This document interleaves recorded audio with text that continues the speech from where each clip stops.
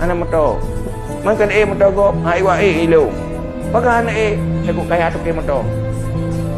Ngujak dengan tepat kata dia tu kaya gop. Dia menjaga pada hati dengki ya.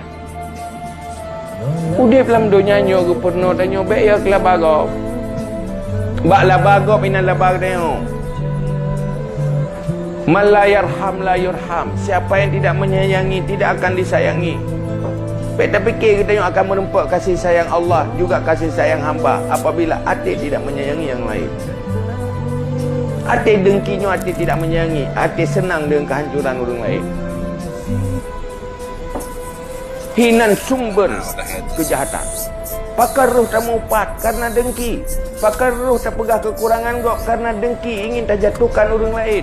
Hanya sagai raya orang lain, hanya sagai senang orang lain. Berhina je. Yang mandung sumber dari tinggal pegah li Nabi. Al-hasadu ya'kulul hasanah kama ta'kulun narul khatabah. Dengkinya dipajuh kejahatan. Lagi dipajuh kaya tulia pun. Maka pastikan tanya bukan pendengki tetapi penyayang, pencinta kepada yang lain siapapun dia.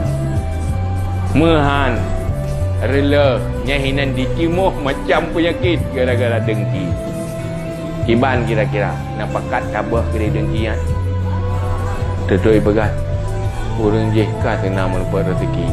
Yang gibah latih kupu keji. Kan hang gerau. Pek menan. Alhamdulillah kan Nabi rahmat keganyan. Kahana ilung na keganyan. Yang baik ganyan tan ilung pihana. Nyo susah-susah mandu-mandu.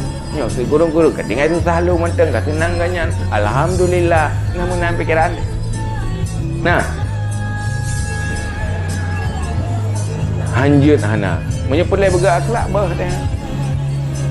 Hai pun tak ubah lom kajamun ka. Cok bah juga di katilah yang kalau meninggal itu tadi.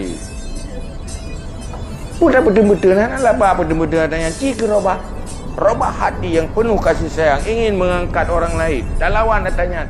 Nyan cukup senang udip Menghai menyemudih rubuh tu. Tapi susah gop senang tengok susah. Ada gop susah, yang baru senang. Bersusah gop lah, baru senang tengok. Nya penyakit dengki yo sumber kejahatan hinan itimuh macam penyakit akhlak lain tu. Munyo memang betul-betul dia umat Nabi Muhammad. Betul-betul komit perselamat roh dunia dan akhirat. Munyo mantang penyakitnya, munyo golong pulih ubat sampai-sampai. Lawan ada